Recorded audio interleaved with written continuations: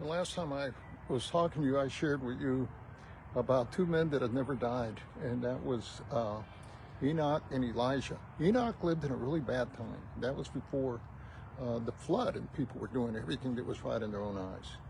Elijah also lived in a bad time, but they had the word by then, you know. But they were pleasing to God. But what made them so unique in pleasing to God is that they did it in a time when a lot of wickedness was going on. By the way, I'm out here at the park, and I don't know if you can see, but there's a bunch of deer all around me, okay? And they're in rut. There's some massive bucks out here, okay, as you can see. So I got to keep an eye on it.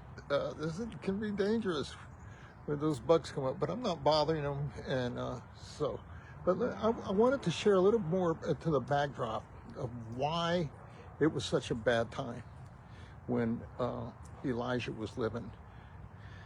There are 42 kings altogether in Israel and Judah.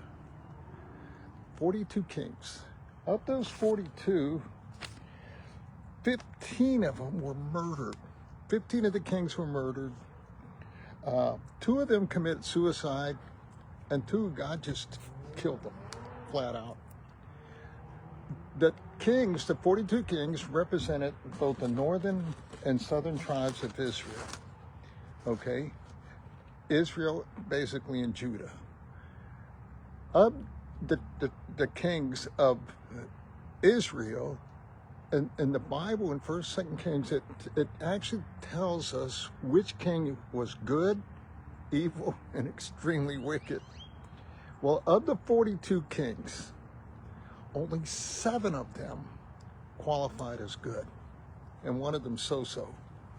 And so let me just kind of turn this here. You can probably see deer too while I'm doing this.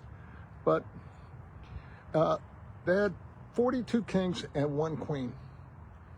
And she was really wicked. She even killed her grandsons to assume power from her son.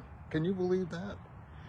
It was a bad time. Now, you got to understand that when Elijah had a lot of confrontation with Ahab, that was the king during his time in the beginning, and also Jezebel. See, what Ahab did that was so displeasing to God was he began to do Baal worship. Now, you got to understand something about Baal. Baal is what they call the fertility god, or the god that was in charge of nature. And a lot of the people then, they were in agriculture. Okay, so they were dependent upon produce and crops and having big families to work the fields and all that.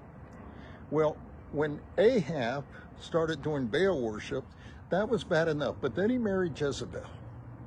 Jezebel was the daughter of a Baal priest king. And so she was really strong Baal supporter and encourager. In fact, they made competition between the God of Judah and Israel and the Baal god. Who are we going to serve? Okay, so God is really upset with Ahab for doing what he did. So he sends Elijah to Ahab to tell him, because you have done this, because you're worshiping Baal, I am going to bring a drought on the land for 3 years. How about 3 years? And now, of course, that doesn't make Ahab, he doesn't give much thought to it at the time, or even Jezebel. That's coming. So meanwhile, God tells Elijah, I want you to go hide out during this time. I want you to go hide by a brook. And when you're at that brook, you can drink water, and I'm going to order ravens to come and feed you morning and evening. They're going to bring you food, meat and bread, morning and evening. Now, you can imagine Elijah. You know, I'm out here right now, and I'm thinking, and there's a bunch of ravens, by the way, out here right now. I saw about 20 of them when I was walking up here. You can recognize them by their beak and by their tail, different than crows. And as I was staring at them, I got to thinking, I wonder, would I have eaten from them? And well, if God told them to bring them to me, I would. I knew it would be clean. When people get into this, I get messages all the time, can I eat this food? Look, if God puts it before you, eat it, you know. If I could tell you some of the things I've had to eat that people have put before me, it would shock you. But the thing is this, he was fed by these ravens, and for a time. And then something bad happened. The brook dried up. There's no more water. Now the ravens couldn't bring him water. They could bring him food, but they couldn't bring him water. So he tells him to go to this town and that this widow woman is going to take care of him. So he goes to the town and he sees this widow woman picking up sticks. And he asks her to bring him a cup of water. And she, you know, she didn't have any problem with that. And then he said also to her, and bring me some food. And she tells him, look, I'm picking up these sticks so I can make some food for my son and me, and then we're going to die. That's how desperate the times were right then. And he says to her, no, I want you to bake for me bread and bring me water, and the jar that you have of oil and the flour will not be exhausted as long as you're doing this. It's a tremendous miracle. She honors his request. Can you imagine that? Now think if you have one child and that child is starving to death, and all you have a little bit, and this guy comes along, so-called prophet, and asks you to give him what you barely have. Would you do it? Well, she did. And you know what? God replenished her supply over and over and over. And God wants to do that with you. He does that with me all the time.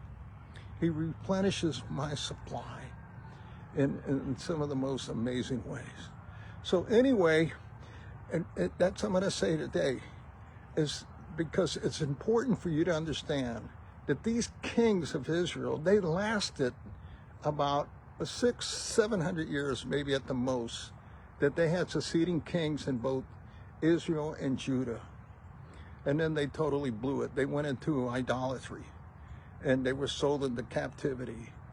And then after that, God started working through kings, they call it the times of the Gentiles, you know, with Nebuchadnezzar and the Medo-Persians and the Greeks, and then eventually with the Romans. Israel had its day, okay? And so Elijah's living during this time and ministering to Israel. And so it's really important to understand that you divide, when you study the kings in 1st and 2nd Kings, 1st and 2nd Samuel, 1st and 2nd Chronicles, that you kind of grab that they're divided. It's a divided nation. And you recognize what's going on. And then you have to see what's going on culturally behind the scenes, because you're never going to be able to step in the footsteps of Elijah and do the things that are pleasing to God. But you know what? We live in such a time now when people are worshiping the God of materialism, are worshiping the God of self, are worshiping different gods of religions and cults and politics and all that. And God is saying, hey, what about me? Why don't you worship and devote yourself and your life to me? When you do that, you're going to be pleasing to God. That's what God wants you to do. I'm doing all this study, and I realized I couldn't do it all at once and give you all the basics. So I broke it down into, let's see, 1, 2, 3, 4, 5, maybe 6 sections that we'll be going through. The next is going to be a tremendous challenge with when Elijah goes up to Mount Carmel, and he's going to do and perform a tremendous miracle. Meanwhile, Jezebel's in the back scene killing a bunch of prophets. That's how wicked Jezebel is. God bless you all. We'll talk to you later.